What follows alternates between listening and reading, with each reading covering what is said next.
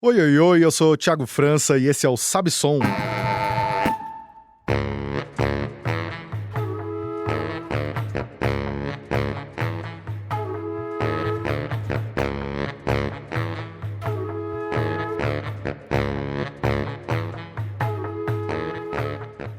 Sabe Som é um podcast e programa de rádio totalmente dedicado a falar de música, sempre às sextas-feiras, às 10h30 da manhã, no 98.9, ou quando você quiser no seu player de streaming preferido. Hoje, episódio número 73 com um grande artista e meu amigo pessoal Felipe Cordeiro, e esse episódio, com certeza absoluta, você não vai querer perder a playlist.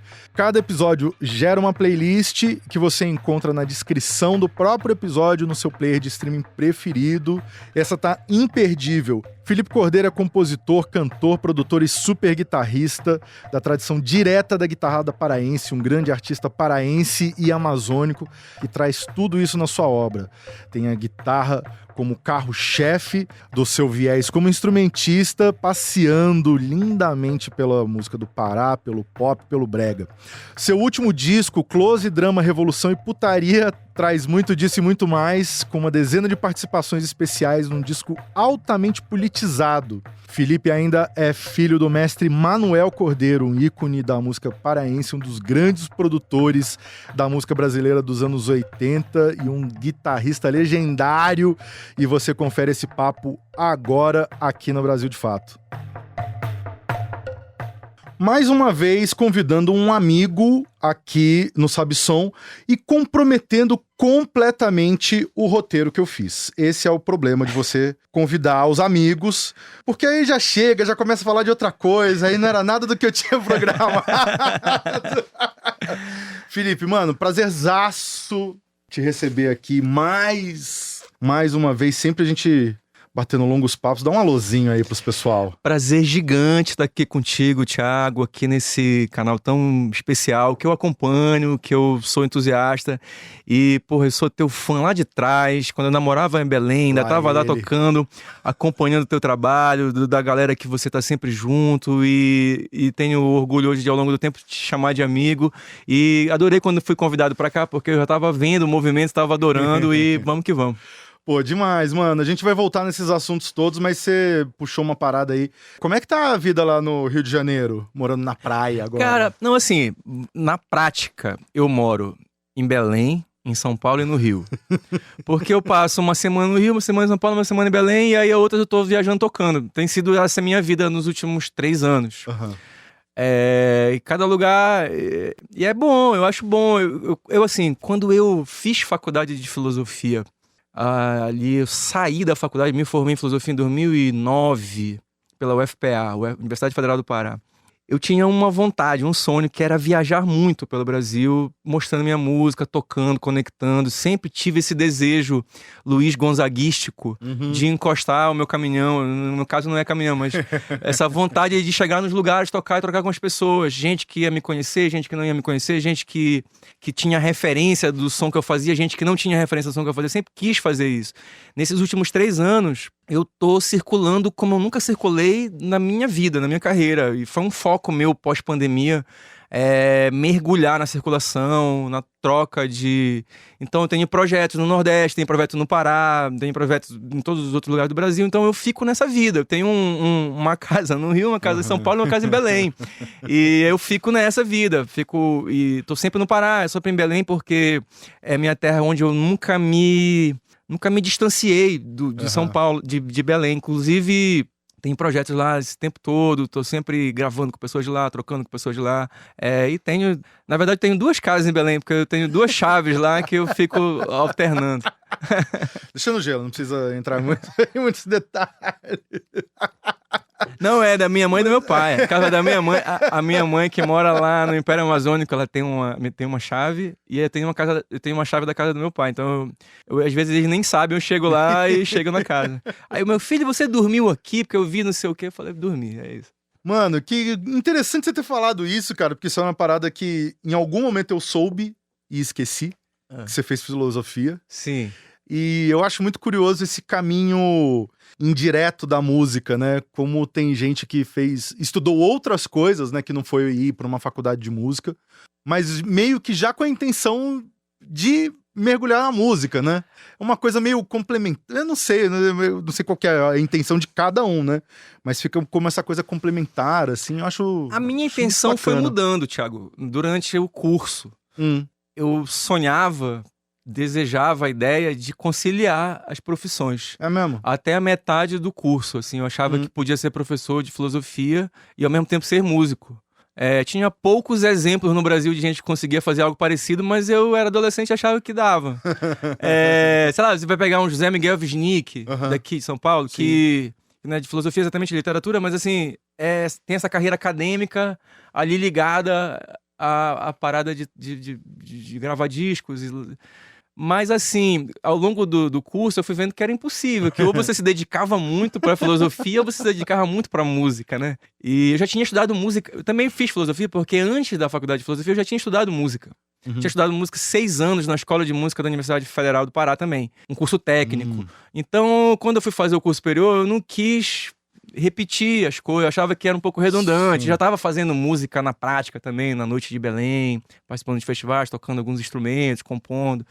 Ainda não cantava, mas já estava fazendo isso. Então, quando eu fui fazer, eu quis fazer filosofia. E aí, na reta final do curso, eu entendi que ou eu me dedicava à música ou eu me dedicava à filosofia. E aí eu brinco que eu entreguei meu TCC falando de Nietzsche e comecei a viver de lambada e brega Brasil afora. Pô, sensacional, mano. Sensacional. E Nietzsche que falava bastante de música também, né? De brega não. De brega não. Não, do brega não. Mas falava bastante, né? Eram outros problemas, mas essa coisa da filosofia me ajudou a olhar pra minha realidade, assim. Não exatamente um pensador ou outro, mas o jeito de olhar pras ideias, pros sentimentos, pra sociedade, pro mundo, me ajudou a me entender a minha música, o que eu queria fazer de música brasileira, qual era o meu propósito com a música brasileira, qual era o meu propósito particularmente com isso que a gente chegou na ideia de música popular brasileira feita na Amazônia, que é uma camada da música popular brasileira que foi negligenciada, digamos assim, ao longo do século XX, que foi quando se formou uma ideia de música popular brasileira e que tinha pouco ou nada de Amazônia nesse recorte. Então, o meu propósito ali, já me reconhecendo no século XXI, com esse gap que foi identificado por mim ali na adolescência, era também de trazer esse olhar, esse viés do Brasil a partir de um olhar amazônico, sabe? Pra música. Olha só, entrou no meu roteiro. Mano, é claro que toda arte, ela é política, né? Às vezes o artista pode não ter consciência, mas né? Tá sempre dizendo muita coisa, né? E de todos os seus discos, eu acho que o último, né? Eu acho que é o mais político de todos, né? O Close, Drama, Revolução e Putaria. Sim. Porque tá verbalizado, né? Tá com todas as letras ali, muita coisa sendo dita e tal. E essa questão, né? Você sempre fala isso da música amazônica e tal. E aí tem um trechinho aqui da faixa áudio, né? Que é um áudio. Sim. Que eu não sei pra quem que você mandou. E eu peguei um pedacinho aqui falando que é o seguinte: esses versos muitas vezes festivos, por falarem da vida, dos sentimentos mais intensos, são de uma grande força bruta e sofisticada. E esse baile não é só curtição, né? Então, a partir daí a gente começa a falar mais de arte, dessa arte politizada, né? Dessa questão que você faz. Você vira e mexe tá falando disso, da presença dos artistas amazônicos, seja desde line-up de festival até listas, né? De estar no radar das pessoas aqui. E eu queria ter esse espaço pra gente falar um pouco disso também, né? E da importância de se falar disso aqui, no eixo Rio-São Paulo, mas também falar da importância de uma certa autonomia e uma autossubsistência que existe, né, ali na grande Amazônia. Eu vou começar do final, assim. Eu acho que essa autossuficiência relativa que existe lá no norte, Vou falar um pouco do caso paraense, porque o norte é muito grande e tem realidades diferentes, assim, de estado para estado. Eu acho que ela aconteceu por necessidade, assim, à medida em que o Estado brasileiro foi se consolidando de maneira muito radicalmente autocentrada no Centro-Sul, aí a Amazônia sempre lida, sempre entendida como uma espécie de quintal verde, um bioma apenas, né? Uma floresta, e não um polo de cultura, por exemplo. A gente foi precisando dar o nosso jeito por lá, foi precisando encontrar nossas maneiras de se afirmar e de fazer a coisa acontecer por lá. Eu sou de um posicionamento que nem sempre é de todo mundo lá do Pará, por exemplo. Tem muita gente no Pará que é um pouco mais, digamos assim, não conciliatório com a coisa brasileira, porque não se reconhece nesses códigos identitários, culturais, que são muito ligados a uma trajetória da população negra da Bahia e do Rio de Janeiro ali no século XX, que deu na história do samba, e que basicamente é o epicentro do que a gente chama de MPB ao longo do século XX. Embora no Brasil, indiscutivelmente, haja dezenas de linguagens e de histórias de populações negras, de populações mestiças, de populações urbanas, etc. E só para falar da Amazônia só ali já tem dezenas, né? Com histórias diferentes, com, digamos assim, com brasilidades diferentes, porque aí o meu ponto, que é mais conciliatório, no sentido de que ama o Brasil, quer o Brasil e briga pelo Brasil como um país mais coeso, um país mais democrático, um país mais interligado, um país onde as pessoas se entendam melhor e saiam dos seus bairrismos autodestrutivos, que é o que a gente vive até aqui, estados que conversam pouco e que têm decisões políticas culturais, às vezes, muito diferentes. As próprias últimas eleições políticas, propriamente ditas, elas escancaram isso, são projetos de país diferentes, de acordo com cada região do Brasil para onde você vai, né? Claro que no meio disso tem uma grande confusão, grandes contradições e tudo mais. Mas aí, voltando para o começo da sua pergunta, que é sobre o áudio, né? Basicamente, é uma vontade de dizer que é uma leitura que eu faço de que essas festas populares mesmo, assim, o Tecnobrega lá em Belém do Pará, que é uma festa periférica ligada é uma música periférica que promove festas, encontros comunitários, como o funk carioca no Rio de Janeiro, como outras expressões brasileiras que tem por aí, você vai encontrar, sei lá, o pagodão, o Salvador e tudo mais. Essas festas, porque tinha aquela categoria crítica que, na minha opinião, valia até os anos 80, que era uma crítica muito linear à indústria cultural. Então toda música que era muito popular, que era de massa, era vista como uma música alienada, uma música muito alegre. Esse áudio fala um pouco disso, porque ele fala de... Sim. A ideia de que essa alegria que existe nessas festas, essa afirmação que existe nessas festas brasileiras, periféricas, e eu estou ali particularmente falando das festas lá do Pará, elas são festas de afirmação de comunidade, sabe? Porque os caras precisaram desenvolver um método econômico de se afirmar. Eles têm um estilo próprio, eles têm uma força própria, códigos próprios. O cara vai ouvir uma música gringa que faz sucesso no mundo inteiro, ele vai pegar a música gringa e transformar naquela batida, naquela dança, naquela onda ali. Então, claro que eu não quero politizar quando eu faço essa conversa aí, não é politizar ao ponto de querer enquadrar a pessoa no pensamento X político, não é isso. Mas é olhar o viés afirmativo e nesse sentido político que essas festas têm.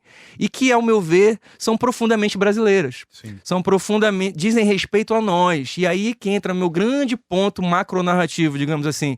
Eu acho que isso não deve ser um assunto só meu, paraense. Eu acho que isso não deve ser um assunto de mineiros, de cariocas, de paulistas, de nordestinos em geral, de baianos, etc. Porque ou a gente entende que o Brasil é um país multicultural, como de fato parece ser e a meu ver, e a gente torce e luta para que isso seja o nosso grande ativo, nossa grande força de coesão, ou a gente abandona essa coisa autocêntrica, né? Que acaba acontecendo, é tudo muito Sudeste. E não é só o Sudeste, só o conteúdo, digamos assim, é a forma, digamos assim, a leitura, porque você vai pegar lá, teve os modernistas paulistas que foram para a Amazônia nos anos 20 e se inspiraram em Belém, em Manaus, não sei o quê, para falar, beleza. Mas aí, isso naquela época, inclusive, era muito aparentemente muito progressista e muito interessante.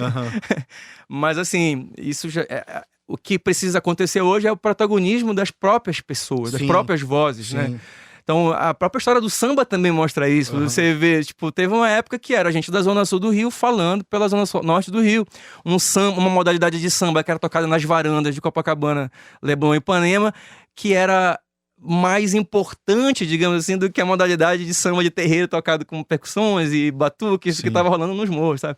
Isso é uma que envolve luta de classes, envolve luta de olhares sobre o Brasil.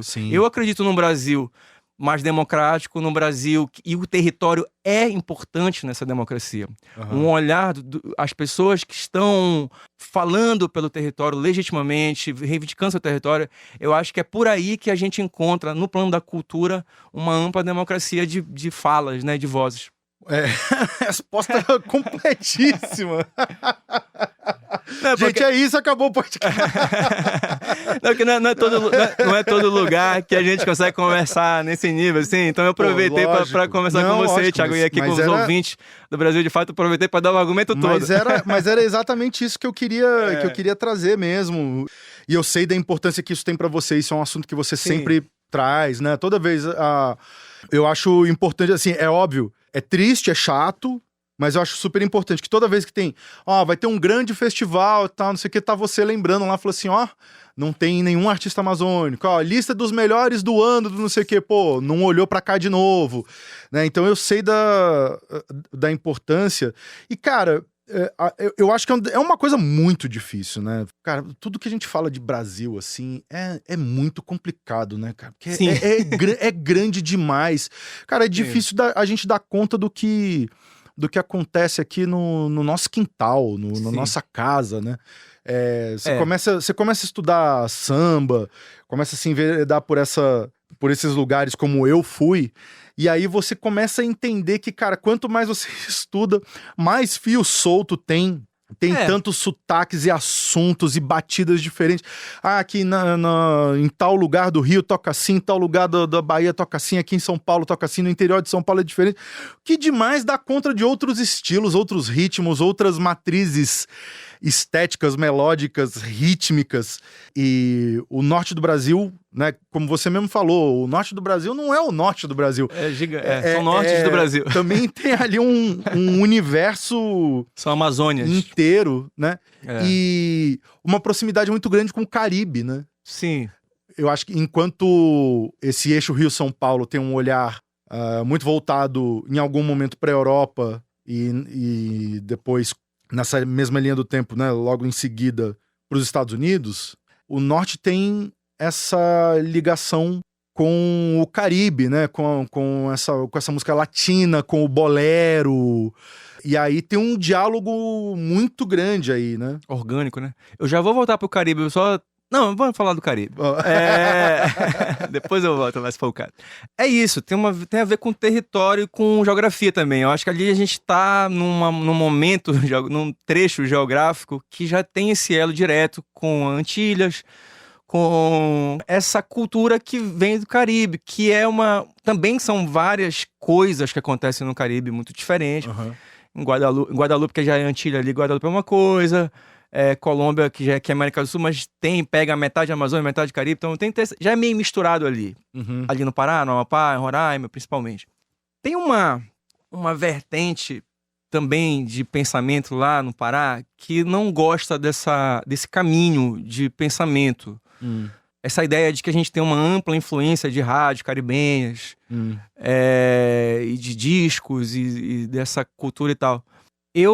Por livros confiáveis que eu já li, por depoimentos confiáveis de gente muito jovem há muito mais tempo, que eu já tive a oportunidade também de conversar com várias pessoas.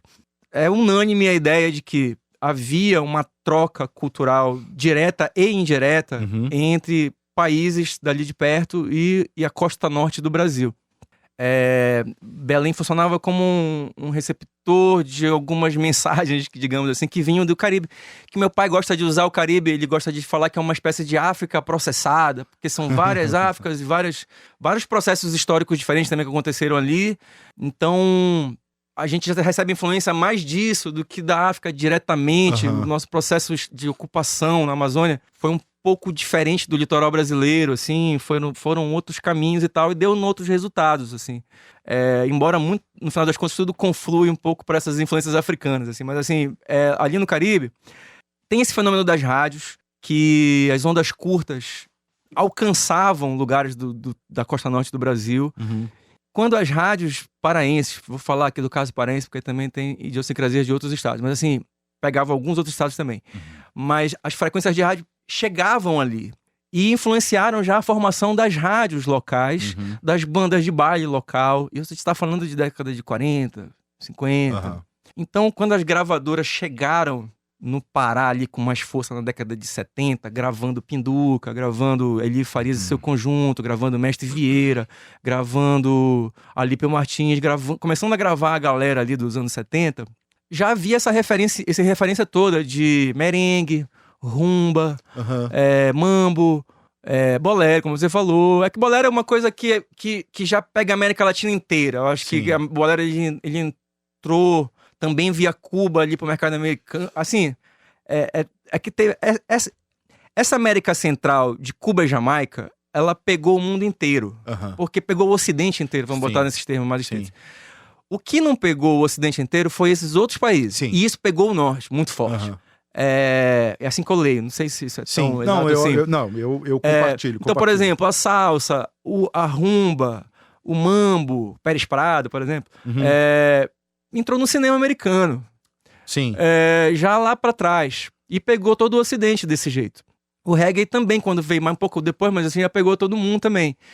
Agora, cúmbia, zouk, já nos 70 para 80, compa, cacicó, várias outras coisinhas assim, que já era... E outra coisa, a gente ali na costa norte do Brasil não se lê bebendo da cultura latino-americana, a gente se lê totalmente sendo da cultura latino-americana, que é uma dificuldade que o brasileiro em geral tem, por conta dessa costa atlântica gigantesca que é virada para outro lugar, e também por a gente falar português e outro processo cultural aqui no Centro-Sul que se deu, né?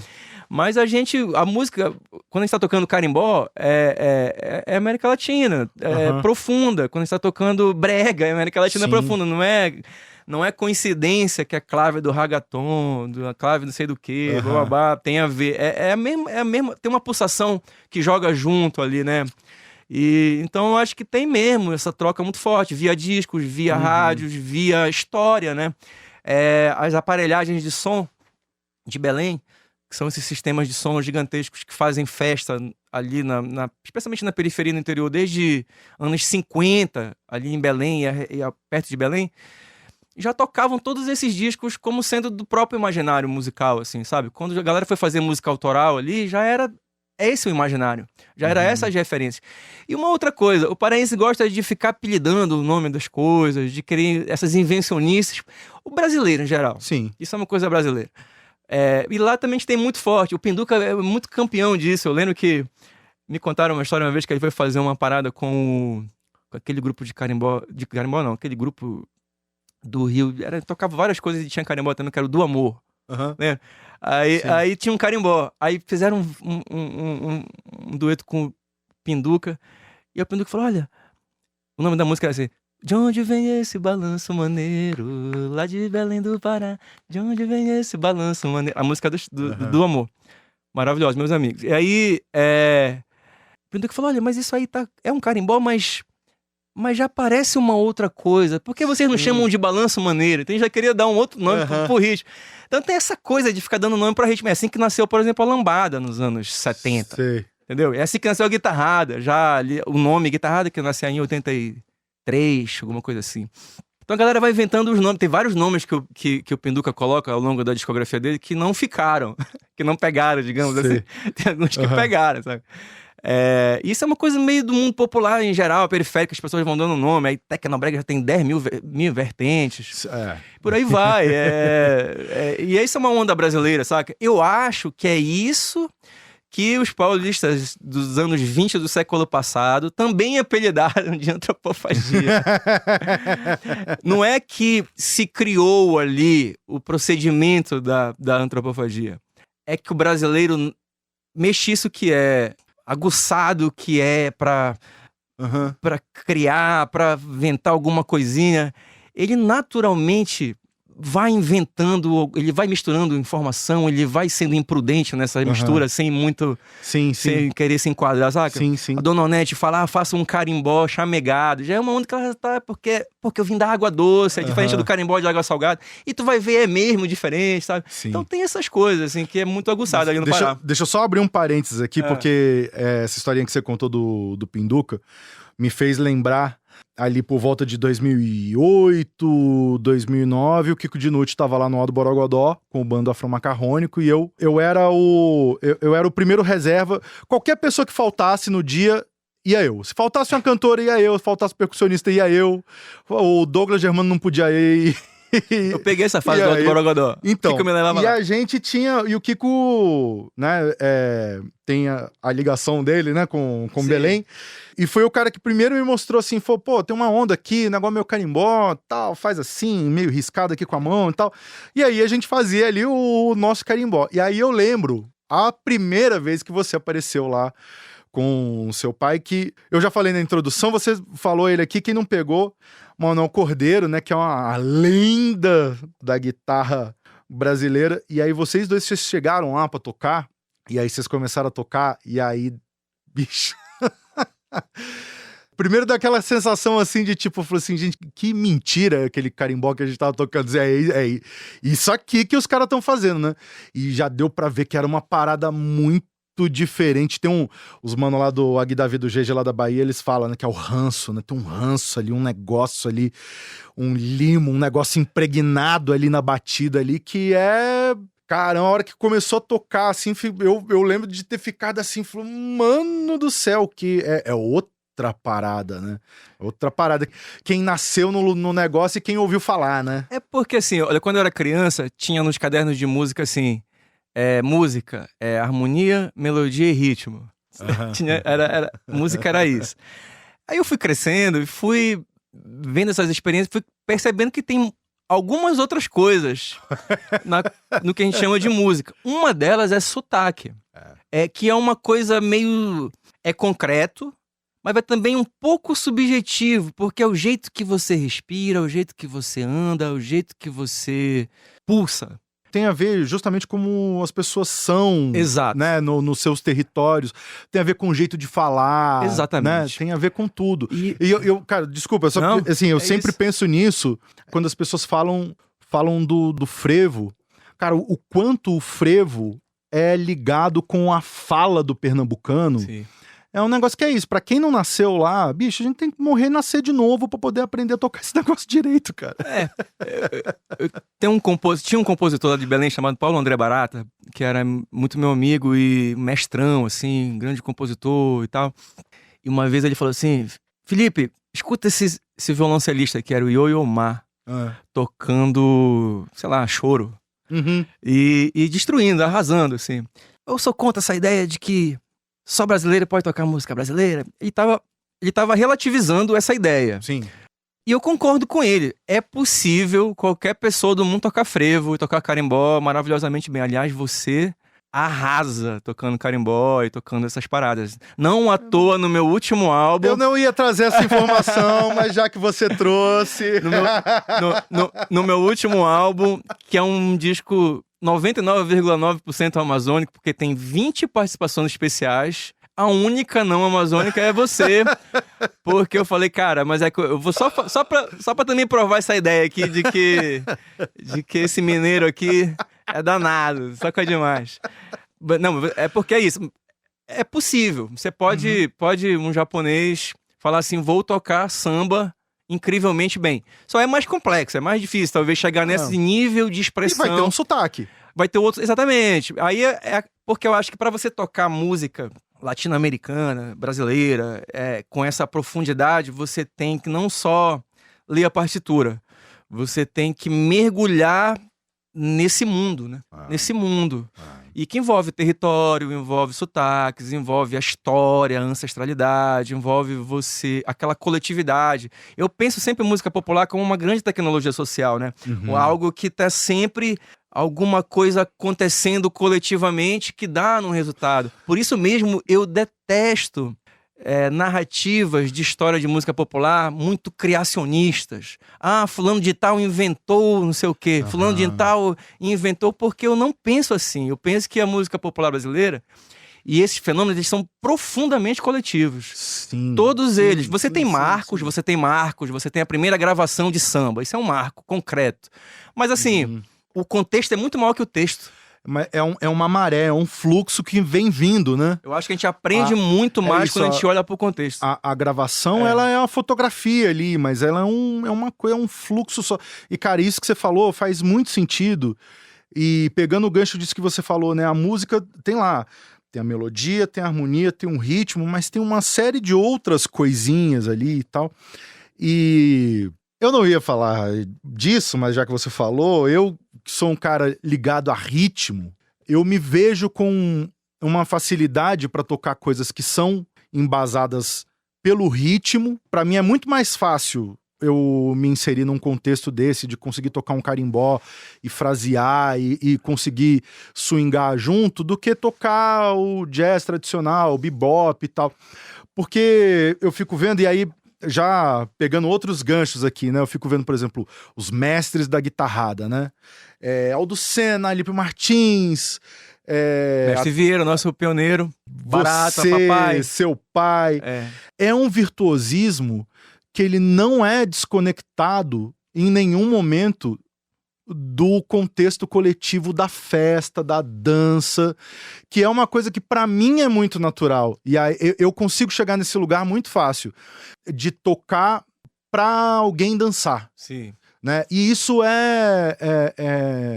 isso é invariavelmente e inevitavelmente coletivo, porque a gente está observando essa pessoa que dança o tempo inteiro, né? Então, você tocar muito bem o seu instrumento tem muito a ver com isso. Não é simplesmente você conseguir ali reescrever a história das escalas e conseguir colocar notas e arpejos que, né? Se a gente for estudar a evolução do jazz, da coisa dos improvisos ali, você vai vendo que cada um que vai chegando ali vai colocando uma notinha nova, né? No Round Midnight um filme do Scorsese, Tá. que o Scorsese produziu, na verdade, que o ator principal é o Dexter Gordon. Em um momento ele vai falando isso, ele vai falando cada saxofonista, e aí, ó, fulano de tal que trouxe a quarta aumentada, o outro fulaninho que trouxe ali a quinta, que começou a tocar tal nota, que começou... Então, a evolução é nesse sentido. O nosso caminho não é esse, né? Eu lembro, perfeito, eu lembro que eu comecei a tocar guitarra, que eu já passei por alguns instrumentos antes da guitarra. Eu tocava piano, estudei piano, estudei bandolim. Aí eu tocava muito choro. Minha primeira banda de rock foi um grupo de choro. lá em Belém, eu tinha 14 anos, alternava entre tocar violão e tocar bandolim e tal. E aí, quando eu tinha uns 16 para 17 anos, eu peguei minha primeira guitarra, já totalmente interessado em tocar guitarrada. Eu queria tocar guitarrada, eu não queria tocar jazz, não queria tocar blues, não queria tocar rock. Que eram, digamos assim, os modelos ocidentais hegemônicos de guitarra e tal. Já era interessado nessa parada especificamente para tocar guitarra. Por quê?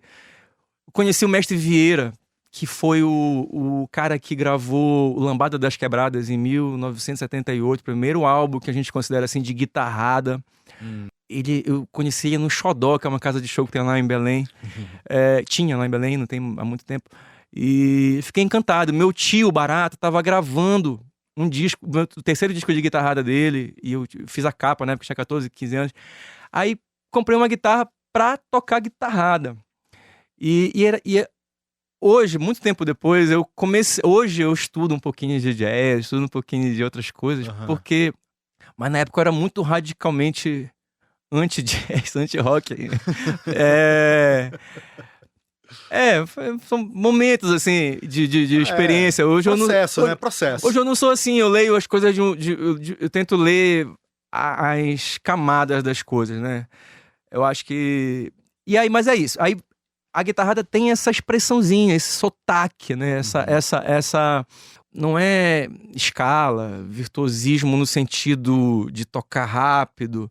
É uma conexão, eu diria, com a sua cultura, com um jeito de se expressar. É malandro pra caramba, tá? Porque nem sempre o que parece muito simples é de fato muito simples. Muitas vezes é. Tem coisas que parecem muito simples, que você vai ver de perto, elas não são simples. As pessoas vêm com... Porque quando você entra num sistema de aprendizado musical, assim, sei lá, você estudou jazz... E aí você entra em contato com o reggae. Vou sair da guitarra só pra você contar um detalhe. Aí o reggae é tchan, tchan, tchan, tchan. Aí o jazzista fala assim, pô, isso é muito fácil. Então. Mas não é o tchan da partitura. Não é, cara. O Laércio de Freitas, né, que nos deixou tem pouco tempo, ele que é professor de todo mundo aqui em São Paulo, né? Ele tinha uma frase clássica que é difícil é fazer o fácil. Eu acho que nem sempre, mas eu concordo com ele. O Mestre Vieira, que era esse gênio, assim, da guitarra paraense, deixou muitos discos gravados e é a nossa grande referência de guitarrada, assim, ao longo dos tempos. Ele, Aldo Senna, tantos outros guitarristas, né? Nos anos 2000, você falou dos mestres da guitarra, nos anos 2000 teve um movimento ali ligado por uma galera universitária, o Pio Lobato, o Félix Robato, que fizeram estudos, que retomaram a guitarrada para os seus mundos. O Pio tinha uma banda de rock, trouxe a guitarrada para o mundo dele. O Félix misturou ali a guitarrada com uma onda, formou uma outra banda que era o Lapopune, que também foi muito importante na época. Legal. E tal. Então, assim, teve esse movimento ali nos anos 2000 e tudo mais. Mas o Mestre Vieira, eu tive a oportunidade de tocar com ele algumas vezes e é diferente. Sabe aquele raciocínio garrinchístico do Garrincha? Porque a lógica do futebol é você chegar rápido na frente do gol e chutar pro gol. O Garrincha é aquele cara que não pega na bola, dribla pro lado. É uma coisa que parece que é dribla sem pegar a bola. E a bola não vai pra frente. Fica assim, uma coisa assim. Aí a pessoa que vai se irritando. Aí quando a pessoa vem dar um carrinho e dá uma... Sabe? Essas coisas assim que quando eu olho pra guitarrada, especificamente pro Vieira, eu me lembro muito do Garrincha, sério mesmo. Porque ele tinha meu pai já falou isso também. A gente gravou o DVD do Vieira ali, participando do DVD dele. O Catatal participou, lá de Fortaleza e tudo. Quando terminou, a gente falou, cara, a gente pensa que o Vieira vai errar, né? Ele começa a esperar o tempo, aí tu parece que tá fora do tempo, quando tu vê... Aí ele olha pra ti assim, dá uma risadinha, ele sabe o que tá fazendo com o tempo. É uma brincadeira com o tempo, né? Uma brincadeira com esse sujinho da guitarra limpa. É isso, cada música tem a sua expressão, né? Eu acho que virou uma jogada de expressão. Então a guitarrada foi... Meu pai tem um outro caminho, meu pai veio dos estúdios. Meu pai produziu muitos álbuns. Sim. Meu pai tocava outros instrumentos também, toca outros instrumentos todos maravilhosamente bem e tal. E tocava muito violão, muito violão. Você tem uma ideia, mais ou menos, de quantos discos seu pai produziu? Olha, Porque nos anos 80 ali, tem uns 4 que ele não produziu, né? Como eu vim da academia, em algum nível... nunca fui acadêmico e não sou acadêmico, mas me formei em filosofia, então eu tenho algum rigor quando eu vou falar de números. Eu não sei, eu já ouvi várias estimativas. Mas no mínimo centenas de discos, assim. Às vezes ele diz que é 1.000, mais de 1.000, menos de 1.000, mas é muito disco. Não, e aí eu tenho que abrir um parênteses aqui pra contar um negócio que ele me contou. Que ele foi o cara que convenceu o Beto Barbosa a gravar o Adocica, que o Beto não queria colocar o Adocica no disco. Não, foi o contrário. Foi o contrário. Olha! Foi o contrário. Eu lembro bem. Não, acho ele me contou assim, ele falou que o Beto Barbosa não acreditava nessa música. Tu entendeste o contrário. Foi o contrário. Meu pai gravou o disco do Beto. Rapaz. Meu pai, assim, quando a gente fala produzir esses discos, era de diversas maneiras. Um disco ele assinava produção musical, outros ele estava como arranjador, outro como músico participante e tal. Do Beto, ele era arranjador e músico, e um pouco maestro daquela sonoridade toda ali, né? E é o contrário. O meu pai era a música que ele menos acreditava. O meu pai. Mesmo? Nesse disco estourou algumas músicas, tá? Mas nenhuma como a Adocica. Tanto que tem uma história... Tanto que aí botaram a música como sendo a quinta do lado B, o que nessa época de LP era uma maneira de você não dar tanta atenção pra música. E tem uma história do metal, por falar em... Olhando aqui pra um saxofonista, eu me lembro disso. Os arranjos de lambada, que meu pai era criador ali, junto com o Martinez, sabe quem é esse cara? Era um espanhol que fazia os arranjos junto com meu pai. Eu conheço de nome. Era um... Eu cheguei a ver meu pai fazendo aí. Papai pegava violão, o Martinez estava ali escrevendo, pegava o sax e tal, e eles faziam ali a parada. O papai não gostava dessa música e ele foi deixando pro final a gravação da música. E a metaleira foi indo embora. Foi acabando ficou só o trompetista, parece. Os outros já tinham... Ele foi enrolando pra fazer o arranjo da música. E aí, ficou só trompete o arranjo dessa música. E é o arranjo de metal menos criativo do disco. Ele não tinha muita paciência pra criar. Então ele faz assim... igual o refrão. Porque os outros arranjos de metal são todos maravilhosos. Assim, criativos e tudo. Aí quando foi um tempo depois, o Beto falou: Manuel, vou gravar o especial da Manchete aí, não sei o que, a gente tá estourado. Que música, Beto? A Docica. Eu falei: não acredito, papai, não acredito. Eu adoro história de produtor que tá contra uma música.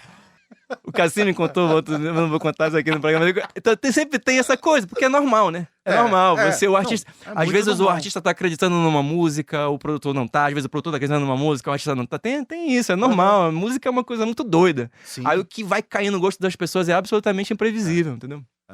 Não, a gente passa muito por isso, né? A gente fica querendo adivinhar, né? Mas não é assim, né? Não, direto, assim. Eu gravo o disco e aí a música que você acha que ninguém vai dar bola é a música que todo mundo dá bola. Que todo mundo... Eu não sei, depois eu vou perguntar pro seu pai. Talvez ele tenha feito o arranjo... Fez um arranjo diferente? Talvez o arranjo seja da história. Não, mas enfim, o lance... E uma coisa curiosa, que eu acho que né, todo esse contexto, toda essa tradição da guitarra, né, a guitarrada, parece que criou esse panteão, assim, né, de grandes figuras e que vai estimulando outros artistas a seguir o mesmo caminho, né? Eu não sei como que é isso pra você, assim, se você, desde sempre você queria cantar e compor letras, ou se começou só pela guitarra, porque poderia ser um caminho ser só guitarrista também, né? A rigor, eu não vejo meu trabalho como um trabalho estritamente de guitarrada. Eu acho que esse é um ponto. Não, sim, não. Também não acho. Eu não penso... Não, eu digo pelo lance de ter a guitarra como carro-chefe, como, né? Deixa eu me explicar bem. A guitarra e a guitarrada, que é esse gênero paraense, ligado ali à escuta, a mistura de música caribenha com música paraense ali que vem dos anos 70... A guitarrada é um gênero fundamental no meu estilo, na minha obra e é a minha grande matriz, talvez. Mas o meu pensamento e o que eu produzo, assim, não é um trabalho instrumental, por exemplo. Sim. Não é um trabalho... Tem essa camada no meu trabalho de música instrumental. Todos os meus discos têm alguma coisa ou algumas coisas que são instrumentais. E eu adoro, amo isso e poderia até fazer um trabalho só disso. Mas, como eu falo muito, tá vendo? Eu preciso falar na minha...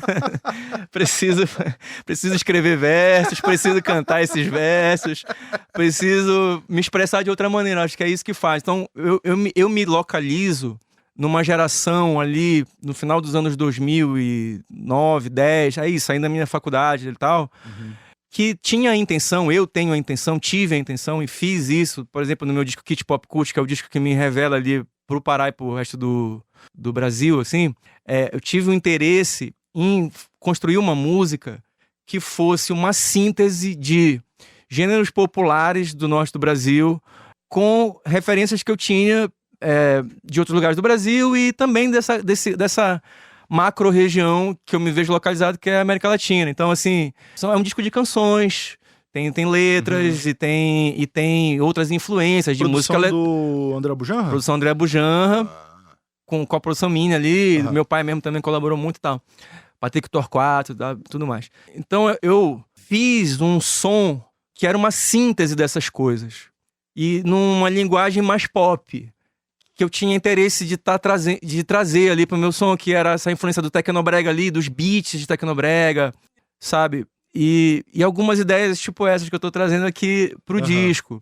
Então, eu me localizo, eu acho que uma geração veio ali comigo não é que eu vinha trazendo, não é isso, mas ao mesmo tempo tipo, você tinha a Gabi Amarantos, que tava também, ela era um pouquinho antes de mim, e ela vinha do Tecnobrega propriamente dito, mas ela tava chegando no pop, então ela já apresentou um disco de música pop a partir do Tecnobrega.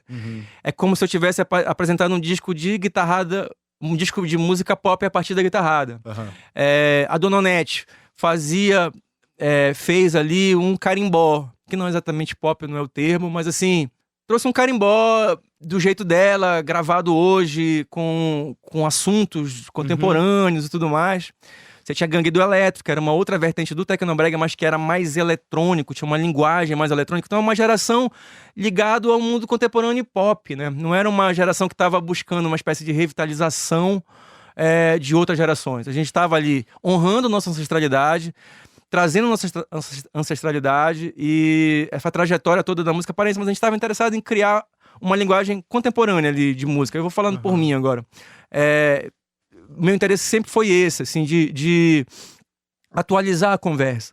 E isso, você falou lá atrás que o meu último álbum era mais político. Quando eu fui tocar guitarra e quis tocar guitarrada, já era uma atitude política da minha parte. Com certeza. Mas a gente estava vivendo ali o final do Lula 2, a gente estava com algumas seguranças na cabeça que se demonstraram depois muito frágeis. Sim. Então, eu acho que naquela altura eu estava sendo bem entendido. Mas o Brasil foi dando umas viradas e você foi precisando falar de uma maneira mais braba mesmo, alguns assuntos. E acho que essa questão, assim, territorial, a questão dessa democracia, ela vira um assunto muito gritante para todos nós, artistas de diversos pontos de vista. E esse disco expressa muito esse lugar, assim, de afirmar um povo, a partir de um olhar bastante amplo de democracia, sabe? Cara, você falou uma coisa que é muito verdade. É uma parada que eu já falei em outros lugares e falo, não só porque estamos aqui no Brasil de fato, mas eu falo isso em qualquer lugar. E é uma loucura, cara, você pensar que era mais fácil ser brasileiro nessa época. 2003, o Lula assume e de repente tá pipocando forró e roda de samba em lugares que nunca teve. Eu que cresci aqui em São Paulo, pra mim era uma informação muito forte no começo dos anos 2000, a gente frequentar casas de forró e tal, sendo que há 5, 6 anos atrás baiano era xingamento aqui em São Paulo, né? Aqui, dentro de contextos de classe média, a gente tinha uma referência de música que passava pela Jovem Pan, passava pela Transamérica. Todo mundo era muito americanizado e, de repente, em lugares onde nunca houve, você andava na Vila Madalena e ia pipocando roda de samba, roda de choro e tal. E assim, cara, falem o que quiser, mas tem ligação uma coisa com a outra, cara. Eu acho que ali total ligação. Acho que ali no Lula 1 e 2 começou a se realizar, e em grande parte se realizou, o projeto de um país de décadas. Que era esse país pós-ditadura, amplamente democrático, com várias pautas específicas de equilíbrio social e tal. E ali em 2013, 2014, rolou aquelas cagadas todas e aquele retrocesso todo, e que a gente viveu um período de trevas aí até essa nova eleição do Lula. Então o que eu percebo é que a gente está recomeçando um projeto de país agora totalmente pautado por essas demandas do século XXI, e aí o próprio PT, o próprio governo Lula e as forças progressistas em geral também atualizando sua conversa, porque já tem pautas diferentes daquela época de 2008, 2009. É isso, por exemplo, a Amazônia, do ponto de vista cultural, era uma pauta naquela época, ainda não estava claro isso. A gente estava chegando ali, tinha uma força rolando, tinha... Hoje me parece, você vai ter uma COP30 em Belém e, enfim, é tudo muito contraditório, eu nem vou mergulhar nesse assunto, porque senão a gente não sai dele mais. Mas, assim, eu acho que a gente está recomeçando um projeto de Brasil, agora muito mais confuso, porque tem uma força de extrema-direita muito violenta e braba, mundo afora, no jogo. E, então, de repente, você falou que era mais fácil ser brasileiro. Me parece que àquela altura você tinha um projeto de Brasil mais como é que eu posso dizer? Havia alguns consensos, consensos maiores, assim. Uhum. Hoje a gente está disputando um caminho para o Brasil. O Brasil, esse Brasil democrático que a gente acredita, do ponto de vista da cultura, que eu tô falando mais de cultura mesmo, é uma disputa, porque tem gente que abraçou e abraça uma perspectiva muito colonial, muito entreguista, como a gente está vendo agora no caso do Trump e tal. Tem essa força política que cresceu nesses últimos anos, que se estabeleceu nos últimos anos. Por outro lado, não me parece que isso invadiu o mundo da cultura, mas a gente viveu tempos de muito conflito, vive tempos de muito conflito. E o nosso papel, nossa voz nesse mundo, ela é fundamental pra gente começar a construir esse Brasil. Mas, mano, a gente, assim, desculpa, a gente tá apanhando, sim. Sim. Né? É só ver que, disso que eu falei, num momento, a coisa de 15 anos atrás, você andava na rua pipocando música brasileira e, óbvio, né, uma coisa também que é importante a gente falar, em momento nenhum a gente ganhou dinheiro, né? Não é que tinha um dinheiro circulando aí pra quem quiser pegar, mas tinham casas, tinham oportunidades, tinha o interesse do público, né? Qualquer coisa que chegasse de novidade, eu lembro a sua chegada aqui em São Paulo, a chegada dessa galera toda do Pará, a Gabi chegando aqui em São Paulo, foi um acontecimento, a gente estava com o nosso olhar voltado para isso, e hoje a gente está passando um cenário aqui em São Paulo especificamente difícil, com pouca abertura, com poucos lugares para a gente conseguir tocar, com o Sesc sofrendo represárias e sofrendo cortes e mais cortes, não sei o quê. E toda semana o Allianz Parque recebe um artista gringo e a entrada é 1.000 e tem fila na porta. Então, assim, o que você falou, que tem nome, que muita gente não sabe que tem nome, esse entreguismo tá nisso também. Em algum momento a gente foi mais valorizado do que a gente tá sendo agora. Total. Eu acho que são visões de mundo. Eu acho que uma visão do Brasil ligado a... que olha para a cultura como uma potência nossa, como uma força afirmativa nossa, isso prevaleceu durante muito tempo. Talvez desde lá de quando se começou a ser construído ali com o modernismo que eu já falei aqui hoje, isso foi vindo. Em algum momento isso aconteceu. E estava acontecendo. Não sem contradições, porque o mundo é assim. Mas hoje o que a gente vê é uma reação muito reacionária, sem querer ser redundante, mas uma reação muito violenta. Em tempos, pessoas odeiam artista, odeiam pessoas que pensam, odeiam gente da cultura, gente que traz visões de mundo críticas e tal. A galera... mas a gente tá... ao mesmo tempo, eu sinto a gente no meio da disputa, acho que a gente tá um pouco de desvantagem em relação a isso, mas a gente tá no meio... Infelizmente. Mas ao mesmo tempo você tá fazendo seu carnaval, eu tô fazendo meu movimento, você tá fazendo... E a gente consegue... Então temos nossos pares, nosso movimento ainda de pé. Eu acho que é um momento da gente se fortalecer, né? Cara, assim, trazendo uma outra informação aqui que não tem a ver, mas tem a ver, apareceu na imprensa agora recentemente uma banda que é uma inteligência artificial, né, que acho que é Velvet Sunset, um negócio assim, o nome da banda, e que, cara, eu acho, não é por acaso que a cidade no mundo que mais tem seguidores dessa banda é São Paulo. Uma banda criada por inteligência artificial, sabe? E isso, cara, epítome do entreguismo. É qualquer porcaria que aparece que não seja daqui, já desperta o interesse e as pessoas querem ir atrás e querem consumir, sem nem saber se o bagulho é verdade ou não, cara. Quer momento mais entreguista que esse que nós estamos vivendo, cara? Pô, tá esquisito. É difícil Queria falar não, mas tá esquisito. É difícil ser otimista. Mas, ao mesmo tempo, a gente precisa manter algum impulso de luta aceso. Eu acho que isso, Thiago, tu faz muito bem com teus projetos. Eu busco sempre isso, não ficar tão pessimista assim, porque eu sempre que me cerco dos meus e vejo que tem eco. Hoje, semana passada, cara, eu toquei lá na Serra da Ibiapaba, lá em Fortaleza, lá no Ceará, a 5 horas de Fortaleza. Cara, um projeto tão bonito, na praça, todo mundo lotado, todo mundo inspirado. Então, assim, o Brasil, a gente tá em disputa, a gente tá aqui e a gente vai para essa guerra até o final.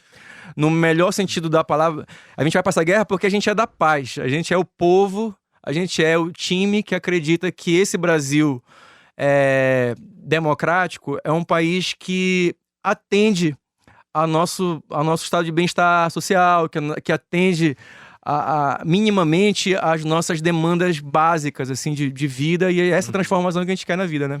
Não, com certeza. Mano, eu já vou... Eu preciso tomar cuidado aqui, porque senão esse papo vai ficar com 3h30 aqui.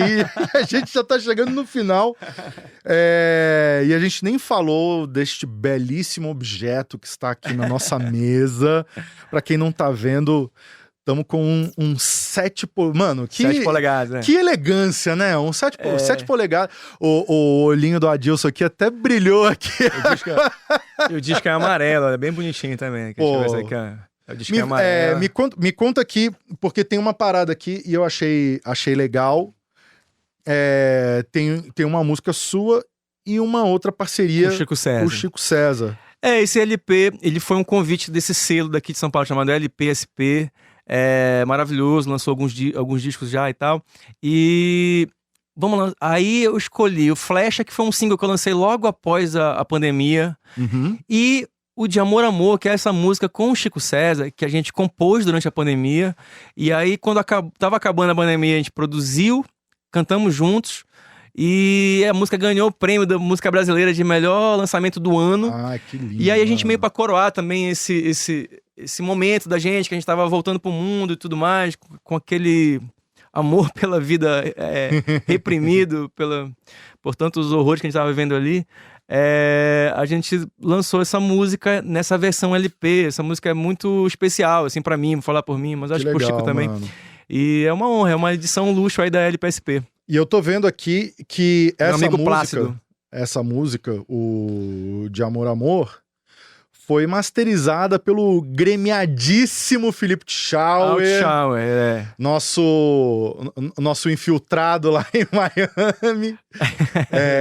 O Felipe, que é um cara queridíssimo. Isso. Masterizou alguns discos meus. Cara talentosíssimo. Isso. Ele dá essa colher de chá pra nós aqui, pros independentes no Brasil, masteriza Shakira, Anitta e todo mundo. O cara é sensacional. Lá em Belém a gente ia falar assim, esse cara é enjoado. Quer dizer que ele é muito, muito incrível. Muito bom. Mano, Felipe Chechá é maravilhoso. Pô, como sempre, né, daria pra gente ficar muito tempo aqui conversando. É muito assunto, né? E é isso, né, cara? Tudo que a gente faz, ele é tudo político, a gente querendo ou não, a gente precisando ser mais explícito ou não, mas tudo é. E, cara, daria realmente, assim, a gente poderia ficar muito tempo aqui, não falamos de nem metade aqui das coisas que eu tinha anotado pra falar. Isso deve ter sido culpa minha, eu falo muito. Nada, não, é porque, cara, o assunto vai puxando assunto e é isso aí, Mas né? que bom, Thiago. E assim, olha só, ano que vem eu faço 20 anos de carreira. Porque eu comecei novinho, tenho 41 de idade, comecei novinho e tal.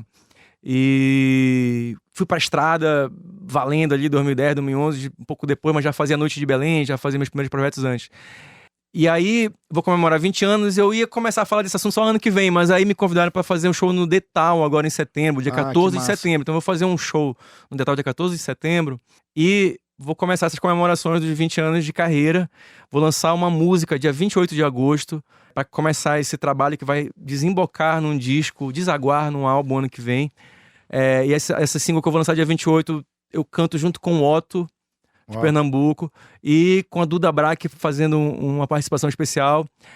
Então estou muito feliz, queria deixar isso aqui, esse recado, porque dia 28 tem música nova, dia 14 de setembro tem um show do Detal, e aí ano que vem eu começo a comemorar meus 14 anos, e obrigado demais por estar aqui. Pô, coisa linda. Otto que estará aqui neste podcast muito em breve, e Felipe Cordeiro anunciando mais um disco que, com certeza absoluta, contará com uma participação especial minha. É isso aí. Você não me chamar. Bora. Mas você é maravilhoso. Por mim tem sempre.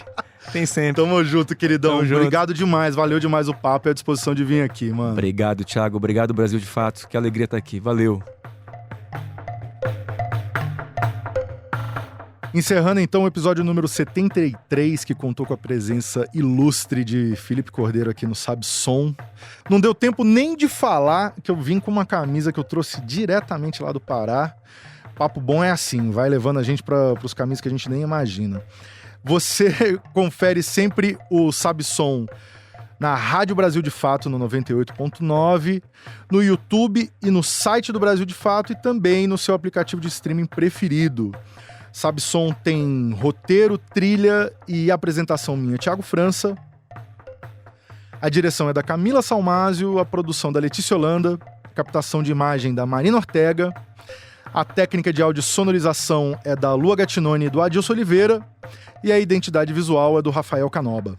Aqui no Brasil de Fato, a coordenação das redes sociais fica com a Rafaela Cury, a coordenação de rádio e TV é da Muniz Ravena, a direção executiva é da Nina Fidelis. É isso aí, valeu e bons sons.